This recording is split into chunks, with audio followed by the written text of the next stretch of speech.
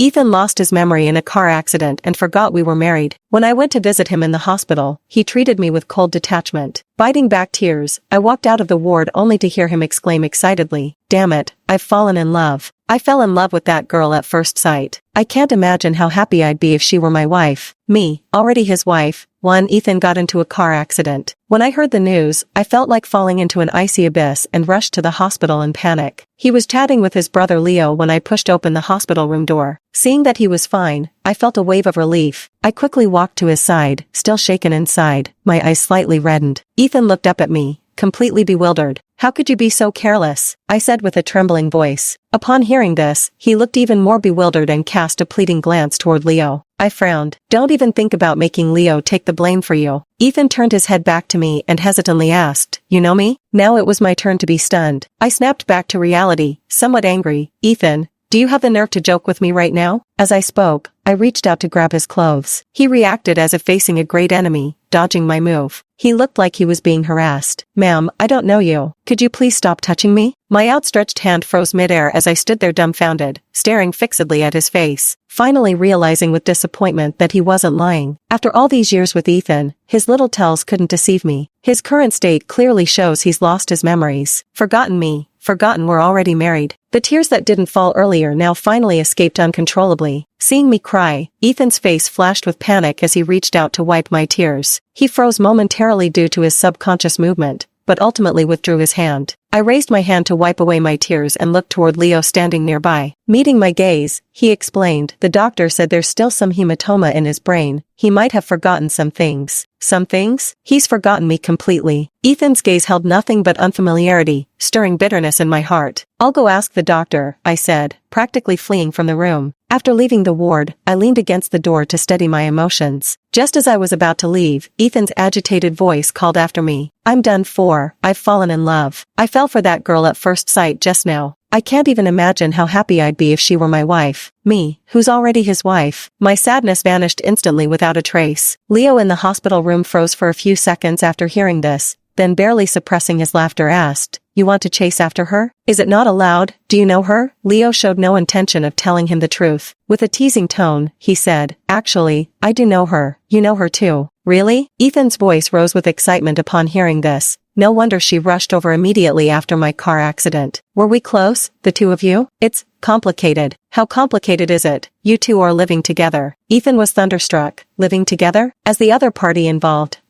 Leo planned to take advantage of Ethan's amnesia and trick him completely. Ethan was still questioning his life choices. Why on earth did I move in with her? Could it be that I enjoy forcing others? Leo finally couldn't hold back his laughter. Confirmed, this guy is a true bro. Ethan liked me first back then, but for some misguided reason, probably listening to bad advice, he didn't pursue me openly. Instead, he tried to subtly attract me. And it worked on me. What can I say? Those 8-pack abs, that V-shaped waist, and a face like a model's. Honestly, it was hard not to be moved. Thinking this, I dismissed the idea of barging in to tell him the truth. Fortune's wheel turns. It's time for him to chase me properly this time. This time, I must make him confess first. 2. The doctor told me Ethan's condition isn't too serious. With a few months rest, he should recover. After leaving the examination room, I went straight home. I put away our wedding photos and moved all my personal belongings from the master bedroom to the guest room. Once I confirmed there would be no slip-ups, I turned around and headed back to the hospital. Ethan saw me again, completely dropping his previously aloof demeanor. He looked at me and asked in the deepest voice he could muster, "I heard we're living together?" Leo was practically bursting with suppressed laughter beside us. Keeping a straight face, I calmly replied, "To be precise, it's called co-renting." "Co-renting?" Ethan looked utterly incredulous. "You and me?" "Yes, you lost your investment, spent all your savings, and now have no income. All you have left is a house with an unfinished mortgage, forcing you to take in a roommate just to make ends meet." I wasn't wrong either, because this was the very excuse Ethan came up with back then to justify living with me. And yet I believed him. Ethan paused for a few seconds, looking at Leo in disbelief. Leo quickly swallowed his smile, reached up to pat his shoulder, and let out a sigh. "Bro, it's true, you're really broke right now. Last month's mortgage payment was covered by borrowing money from me." Leo, this guy, really speaks without thinking, lying through his teeth without even drafting a script. I'd become a complete pauper? Ethan silently closed his eyes, looking utterly devastated. I can understand. After all, anyone would be crushed to wake up and find they've not only lost 3 years of memories but also gone from being well off to drowning in debt in the blink of an eye. He looked at me somewhat awkwardly.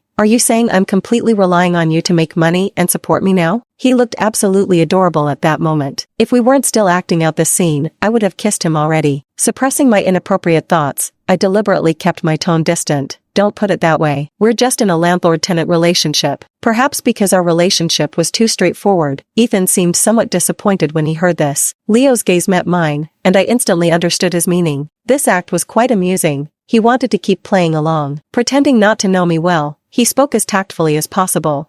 Chloe, since Ethan's been in an accident and isn't very mobile, could you possibly take care of him for a month or two? Just giving him a meal would be enough to cover the rent these months. Hearing this, Ethan's eyes immediately lit up. The look on his face seemed to say, why didn't I think of that? You're truly my best buddy. I hesitated without speaking, looking somewhat troubled. Ethan lifted his head to stare at me and asked cautiously, would that be okay? TSK. It was with this exact innocent, harmless face that he managed to win me over back then. Who would have thought he'd still be using this old trick after all these years? I gave him a smile. All right then. Ethan returned home after just a few days in the hospital. To make this act more convincing, I moved into the guest bedroom and secretly changed how he had me saved in his phone contacts. But I have to admit, habits can be truly terrifying things. Without Ethan holding me as I slept, I found myself uncharacteristically sleepless. Playing on my phone not only kept me wide awake, but the more I scrolled, the more excited I became. Until I opened a Reddit post and spotted a familiar username. It was Ethan. I knew his account. He usually answered specialized questions, but just over half an hour ago, there was an odd post that stood out completely. Fell in love at first sight with my roommate. How can I win her over? The responses below were all over the place.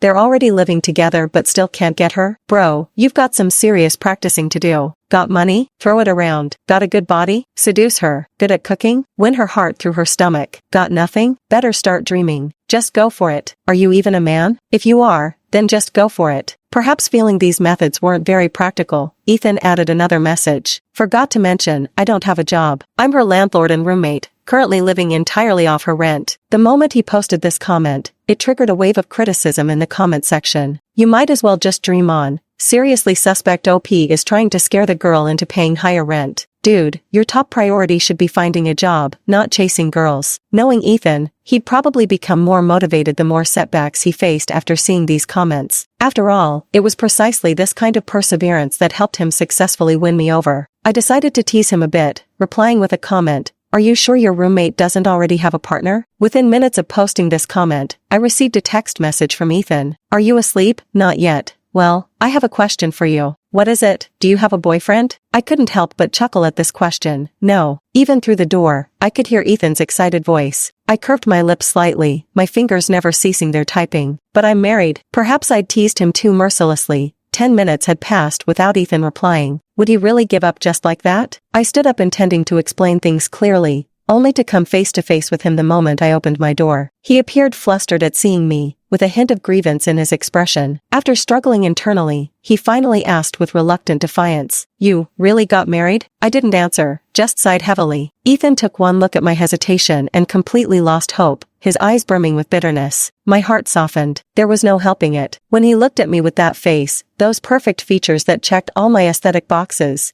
it was genuinely difficult not to cave. All right, I was lying to you. Ethan's expression instantly brightened like the sun breaking through clouds. If he had a tail, it would probably be wagging to the sky by now. I continued with great distress. There are always people harassing me under the guise of pursuing me, so I had to say I'm married and live with my husband. If you're really uncomfortable with it, I can move out tomorrow. I slowly lowered my head, doing my best to look pitiful. I don't mind. Of course not, Ethan immediately declared, fearing I'd start packing my bags right then. Really? I smiled at him, softening my voice. Ethan, you're so sweet. The tips of his ears instantly turned red as he stammered. I'm actually just okay, not that great. Perhaps realizing he'd lost his composure, Ethan stiffly said, I'll go to bed now then. Good night. Good night. He walked back awkwardly, his movements stiff and unnatural. The first thing Ethan did upon returning to his room was reply to my comment. She's single, and she's even telling people outside that I'm her husband. Though it's fake now, one day it'll become real. After all, I've got strength and skills to spare. His bold declaration successfully attracted a swarm of wingmen offering him advice. One named My Buddy's Not the Brightest caught Ethan's attention. Buddy, listen to me. Flaunt your best assets to sweep her off her feet, such as, got abs? If so, make sure to strategically reveal them, just hints here and there. Remember, that teasing half-hidden, half-revealed vibe is way more attractive. I strongly suspect it was the same guy who gave Ethan the idea 3 years ago. God knows the moment I saw his abs, I clearly realized our roommate relationship was about to take a turn from that instant. 3 years have passed. I'm no longer the easily impressed little girl I used to be. As if mere abs could ever reel me in. Damn, they actually reeled me in. Damn it, how could someone stumble over the same set of abs twice? I watched as Ethan walked out of the room with a towel wrapped around his waist, acting deliberately casual yet painfully theatrical. My face betrayed me, flushing red. What's going on? How come after 3 years, I still can't get enough of this sight? I coughed and turned away conspicuously, maintaining a composed exterior despite the storm raging inside me. Maybe you should put on some clothes? Ethan, who was currently posing seductively, replied, huh? I said to him earnestly, the flu is really severe right now. You're very likely to get sick like this, and if you get sick, you'll probably infect me. If I take sick leave and can't earn money, I won't be able to pay the rent. Ethan stood there dumbfounded. I thought he would be discouraged, but instead he grinned from ear to ear like an idiot. I get it now, I'll go put on some clothes right away. Something's off, really off. I've been racking my brains but still can't figure out why he reacted like that. Ethan moved swiftly, quickly getting dressed and sitting down across from me. Holding his phone, he kept sneaking glances at me from time to time. Feeling suspicious, I pretended to scroll through my phone absent-mindedly. That's when I discovered his latest comment under that question. My buddy's not quite right in the head. Hey man, it really worked. She actually showed concern for me, worried I might be sick, and even feared that if she got infected, she wouldn't be able to afford rent, and we wouldn't be able to live together anymore. Do you think she might actually like me a bit too? Me, completely misunderstanding the situation. Married for 2 years now, and I still feel inadequate because I often can't keep up with Ethan's train of thought. Who the hell falls for their own assumptions like that? I mean, seriously? Not only am I exasperated, but even my buddy's not the sharpest tool in the shed is shaking his head in disbelief. Didn't she have any other reactions? Like blushing, a racing heart, shortness of breath, or avoiding eye contact? No, but she did show concern for me. She's probably more concerned about whether she has a place to stay. Wrong, she was clearly concerned about whether she could stay with me. Forget it, let's not dwell on this now. Try another approach, I'll teach you another trick. Play the vulnerable card, preferably something about childhood trauma, to make her feel deeply for you. Heartache is the beginning of love, but my childhood was wonderful. There's a rhetorical device called exaggeration. I get it, bro, you're amazing. As soon as I saw those words, a bad feeling washed over me. No way, it couldn't be that story he's told a million times again. I glanced at Ethan sitting across from me. He immediately averted his eyes when our gazes met, as if afraid others wouldn't know he was up to no good. Right after dinner, I was about to take a shower. Ethan's phone suddenly rang. He glanced at me and answered the call. I recognized the voice on the other end. It was his cousin Maya. Ethan replied dismissively, I'm fine, it's just a minor scrape. Don't worry about me, I have someone taking care of me. How can you not believe me? Here, I'll pass the phone to her right now. Then he walked over and handed me his phone, whispering a plea. Do me a favor, I don't want my family to worry. I hesitated for a few seconds before taking the phone. Maya's voice then came through. Chloe, I didn't slip up. My brother just texted me saying he wants to pursue you and asked me to call him. Are you two playing roleplay games? I have to say, Cousin Ethan's scheming has certainly decreased since his memory loss. Cousin Ethan already knew about his amnesia and agreed to help me maintain the act. Trying not to laugh, I met Ethan's gaze and replied pompously, no need to thank me. He is my roommate after all. Maya complimented my acting skills before hanging up the phone. Ethan took the phone and sighed deeply with melancholy. I ignored him. He sighed again, amused inwardly but feigning concern. I looked at him and asked, what's wrong? Seizing the opportunity at last, Ethan replied in an exceedingly gloomy tone, thinking about my cousin made me remember something that happened in my first grade year. Here we go again. Though I'd heard this story no less than 800 times, I still pretended to know nothing about it. What happened? Ethan, seeing that I'd taken the bait, could barely suppress the corners of his lips from curling upwards. Nothing major, really. It's just that when my cousin was born, I wanted to see her, but my parents teamed up to scold me, saying a child shouldn't meddle in adult matters. The more he spoke, the more distressed he became, until he finally lowered his head, looking utterly dejected, as if abandoned by the world. I remember when I first heard this story, I'd already begun to feel a bit of affection for Ethan. He laid this childhood trauma open before me, and it was hard not to be moved. For a long time afterward, my heart ached for him. It wasn't until after we got married that I cautiously inquired about this incident from Ethan's mother. Only then did I learn he'd been beaten because his teacher had asked him to bring his favorite possession to school. He sneakily took his infant cousin away. The parents were frantic. The teacher was dumbfounded. The classmates were stunned. He was smug about it. Maya didn't hesitate to agree when she heard she'd be acting alongside Ethan. I have every reason to suspect she's doing this to get revenge for what happened back then. After finishing his words, Ethan secretly glanced up to gauge my reaction. Now knowing the truth, my heart aches for my past naive self who believed so easily. Under Ethan's hopeful gaze, I responded with utter indifference. We didn't hit hard enough. It's all in the past. Wait, what? Ethan's sorrowful expression froze on his face. Not hard enough? Exactly. Think about it. Your little cousin has just been born. What if you, still a clumsy kid, accidentally bump into her? Besides, hospitals are crowded and busy. What if you lose track of her? By now, Ethan wasn't upset anymore, just shocked. So, I shouldn't have blamed my parents for this? Obviously, sneaking your baby cousin into school, anyone would get a beating for that. 6. I stepped out of the shower. Ethan went looking for my buddies not too bright in the head again. They don't even bother with private messages. Just carry on their conversation in the comments section. Besides me, there are plenty of others lurking for updates. Bro, I can't thank you enough. After listening to my childhood trauma, she directly helped ease the tension between me and my parents. She probably likes me a little. My buddy isn't the sharpest tool in the shed. Clearly didn't believe what he was saying and pressed for more details. After asking, he closed himself off. Do you think she cares for you? How could she not? She was even afraid I'd get lost in the hospital. Doesn't that count as caring? Fine, if you say it's caring, then it's caring. Bro, last trick up my sleeve. This one's guaranteed to work. As the saying goes, a man 3 parts drunk acts till you cry. Playing drunk is absolutely the best way to heat things up romantically. But I don't drink. No one said you actually have to drink. You just need to smell like alcohol. I get it now. So do I. So Ethan was pretending to be drunk that time. No wonder I'd only seen him drink that one time in 3 years. I sat on the bed, laughing in sheer exasperation.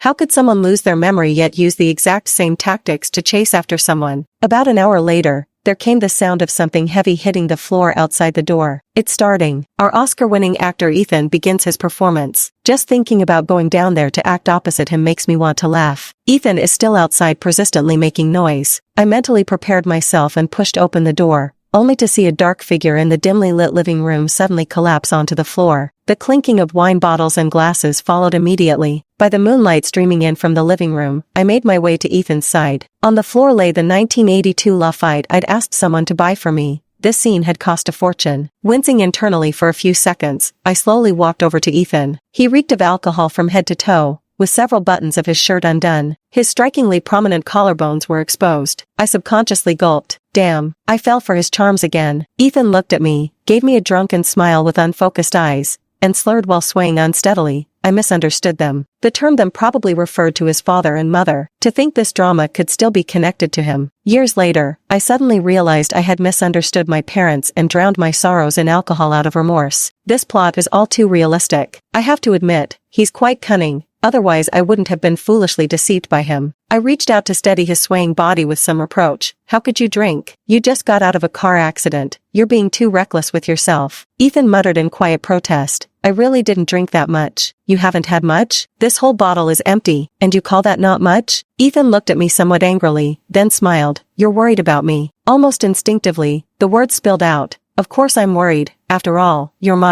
what? My troublesome tenant who's always causing problems. Ethan looked somewhat disappointed, muttering, but I don't want to be your tenant. I raised an eyebrow. Then what do you want to be to me? Under the moonlight, I could only see his eyes, clear and earnest. 3 years ago when he pretended to be drunk, he had the same gaze. Back then, I thought he was truly intoxicated. I could see the unrestrained affection swirling in his eyes. All around us was absolute silence. I could only hear the pounding of his heart. Ethan opened his mouth, but without the aid of alcohol, he still couldn't bring himself to say he liked me. I felt irritated. Just thinking about how straightforward I had been when confessing my feelings made his hesitation all the more frustrating. 3 years ago, I took advantage of his drunkenness and forcefully kissed him. 3 years later, I did it again. I leaned in and pressed my lips to his. Ethan's eyes were wide with shock, his entire body stiff with disbelief. After the lingering kiss, our gazes locked. Ethan, will you still remember this tomorrow morning? He nodded, then shook his head, looking utterly incapable of coherent thought. I smiled. Let's talk about it tomorrow morning. Go get some sleep now. Of course he didn't sleep. Instead, he was frantically at ing. My buddy's not too bright to share his joy. Ah, she kissed me. What does this mean? Does she like me? My buddy's not too bright didn't reply, but other netizens went wild. Damn, he actually caught up.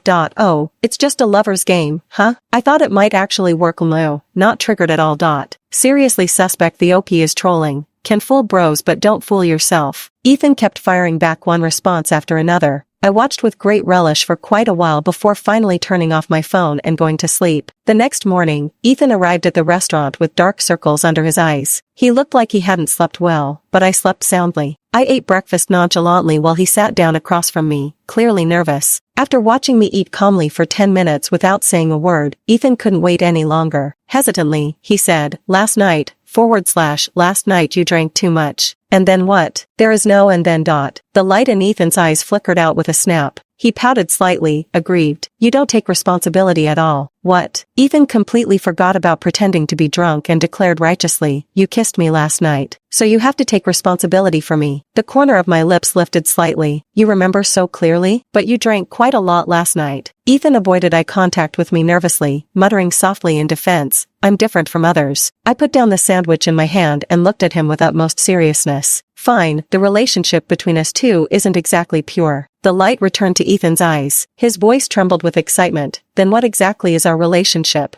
I paused, then finally spoke slowly under his expectant gaze. We're actually kissing partners. Kissing partners? It means we only kiss, no strings attached. Ethan's world collapsed, his voice trembling. Have I become this promiscuous in 3 years? He looked utterly devastated. I lowered my head dejectedly. If you can't accept it now, I can always find someone else. Ethan blurted out, no way. Though he hadn't yet come to terms with his own openness, the thought of me finding someone else was even harder to accept. He paused briefly. So, what exactly would we do as kissing partners? I answered casually, just make out. Ethan's lip twitched. Just making out? Nothing more? Yeah, just talking big, he said, his brain completely fried. I might need some time to process this, he said, tossing out the words before retreating to his room as if fleeing from something terrifying. I watched his receding figure with a faint smile, then unlocked my phone. Sure enough, he went to see, my buddy's not the sharpest tool in the shed again. Buddy, this is all messed up. She said we're just kissing buddies. Kissing buddies? Yeah, just a make-out relationship. Damn, it was clear. My buddy isn't the sharpest tool in the shed, was also completely shocked. A few seconds later, I got a text from Leo. Chloe, you win. I admit defeat. He finally couldn't keep up the act. My buddy's not the sharpest tool in the shed. Don't say that. After all, you've been Ethan's wingman for 3 years. Leo spilled everything when he saw this message. Chloe, truth is, I was the one who gave Ethan those ideas. Since you and Ethan ended up together, please for heaven's sake don't tell him my buddy's not the sharpest tool in the shed was actually me. If only he hadn't kept teaching Ethan those same 3 moves every time, I'd never have realized my buddy's not the sharpest tool in the shed was Leo. It turned out that 3 years ago, it had also been Leo who came up with that terrible idea. I knew Ethan didn't seem like the kind of person who could think of those tricks. After all, he's really not that clever when it comes to matters of the heart. Ever since Ethan found out that we were kissing partners, he's been deliberately avoiding me. Yet he couldn't help but get close to me, seemingly tormented inside. On one hand, he thought our relationship had become far too impure. On the other hand, he felt an impure relationship was still better than merely being roommates. Just when our high school reunion required bringing partners, I decided to deliver the final blow. This time he must confess to me. I blocked Ethan, who was trying to escape,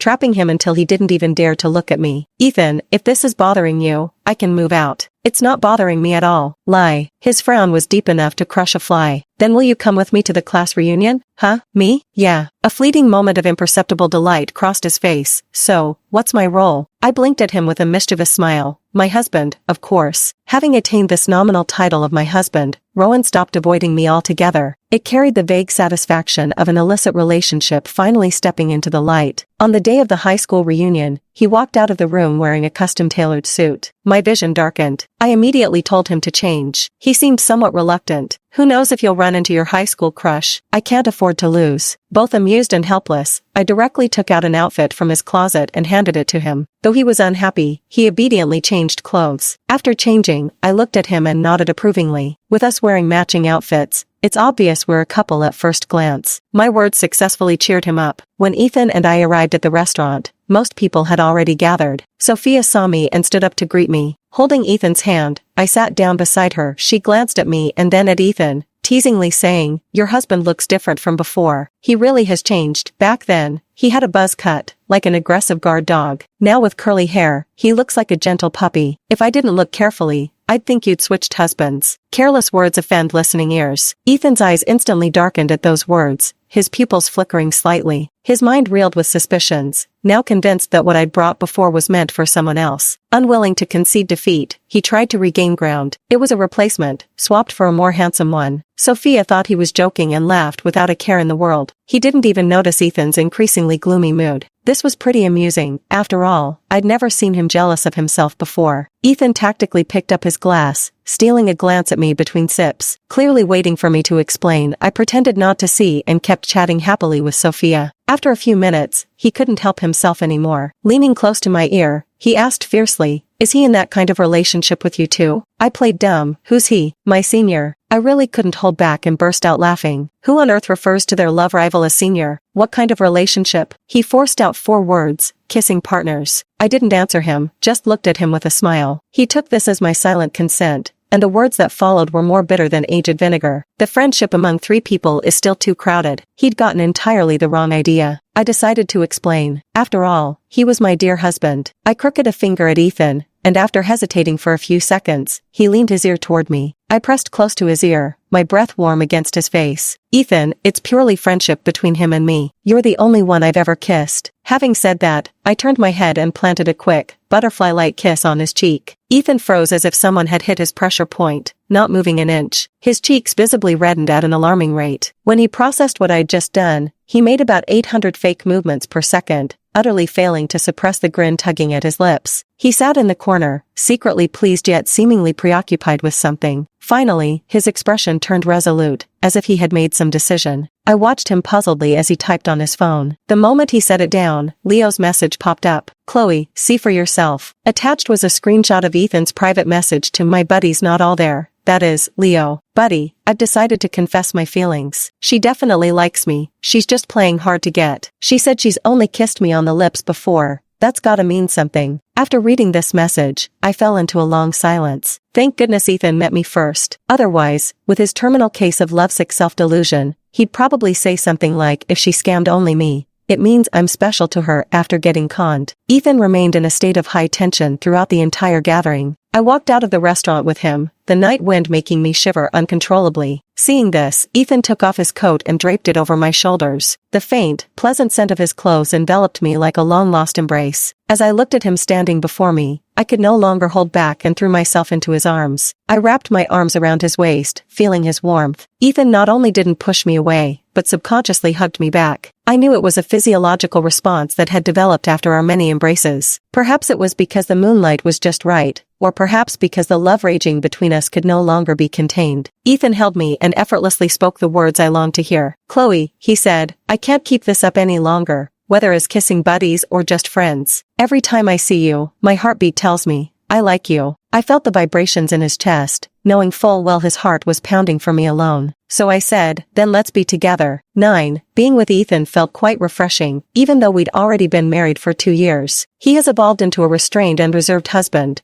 but now he's reverted to his pre-marriage puppy-like self who couldn't resist being teased. Anyone who sees him would surely exclaim, "What a treasure I've found." Best of all, even though Ethan lost his memory, his cooking skills haven't declined one bit. He often felt puzzled by the dishes he had created. Despite never having studied cooking, he mastered it effortlessly. Believing himself naturally gifted, he nearly signed up for a culinary competition. I discouraged him by insisting I wanted his cooking to be for me alone. From then on, he worked even harder to cook for me. My stomach couldn't handle all the rich food I'd been eating. After my hospital checkup, the doctor gave me 2 pieces of good news. First, there was nothing wrong with my stomach. Second, I was pregnant. I took the test results in a daze, my mind frantically calculating timelines. The final confirmation should have been the night before Ethan's car accident over a month ago. I quickly accepted the news. After all, it was within Ethan's and my plans. But I forgot, this was the plan from before Ethan lost his memory. At this very moment, in the hospital corridor, Ethan stood frozen in shock, holding the report as the wind howled around him. He stood there as if petrified on the spot, trembling all over when our eyes met. "Whose child is this?" "Yours." Ethan gave a bitter smile. "As far as I know, kissing doesn't cause pregnancy." After speaking, he paused for a few seconds in thought. Unless in these 3 years, technology has advanced so rapidly that kissing can now lead to pregnancy? Now I finally understand why they say a woman in love has her IQ dropped to zero. How could I have been so infatuated with Ethan's brains back then, completely enchanted and relentlessly pursued by him? I felt like crying but had no tears left. Let's go home first.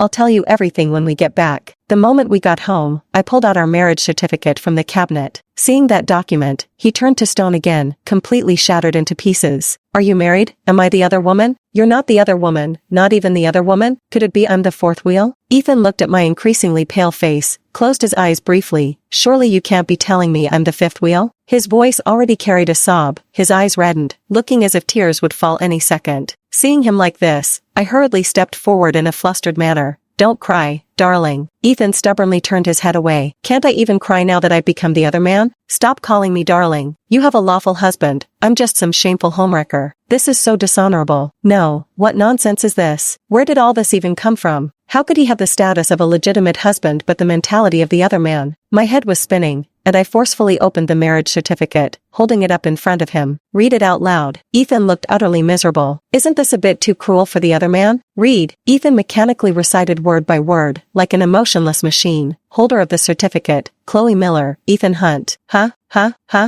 He snatched the marriage certificate from my hand as if he'd won the lottery, glancing between the photo and the holder's name. He was utterly ecstatic. 2 years ago? Was I really this awesome 2 years ago? He immediately assumed the air of a genuine husband, wrapping his arms around me in excitement and burying his face in the crook of my neck. I'm so happy. Today is truly a wonderful day. Not only do I have a wife, but also a child. Ethan still cried, but this time they were tears of joy. 10. Ever since I became pregnant, Ethan wanted to stay by my side 24 hours a day. His memory still hadn't returned. I'd gone to ask the doctor. The doctor said the blood clot in his brain had mostly dissipated, but only time would tell when he would fully recover. Ethan didn't really care about that anyway, because he felt it made no difference. He loved me just the same. After some thought, I agreed, so I stopped dwelling on it. Until one morning when he came running excitedly from the living room back to the bedroom. He said to me with great delight, "Honey, you're pregnant." I rolled my eyes at him. I'm about to give birth any day now. As soon as I finished speaking, I realized something was off. Honey, did you get your memory back? Ethan stepped forward and helped me up, nodding in acknowledgement. I felt guilty recalling what I'd done while he had amnesia, so I blurted out an apology without thinking. Sorry, hubby, I shouldn't have deceived you when you lost your memory. Ethan shook his head at me, indignantly saying, this isn't your fault. Now it was my turn to be confused. He's been scamming me for years, even took advantage of my amnesia. I watched him rant endlessly about Leo while quietly keeping to myself that my buddy isn't the sharpest tool in the shed was actually him. But I never expected Ethan to have grown smarter. He even pretended to be a netizen to trick me. Pretending to be a netizen is one thing, but what kind of lousy username was that? Well, there's no saving Leo now. Mid-rant, Ethan suddenly changed his tune. But I've already given him a lesson. How did you teach him a lesson? I revoked his privilege of being my child's godfather. Watching his smug expression, I quietly took back my earlier words praising his intelligence. After Ethan regained his memories, he remained no different from before. He still attends to me like a queen. Our marriage certificate has been rehung in the living room. Suddenly, I remembered his wedding vow to me. Loving you has become the most ordinary thing. Just as he forgot me, forgot everything between us. Yet he still remembers loving me. The end.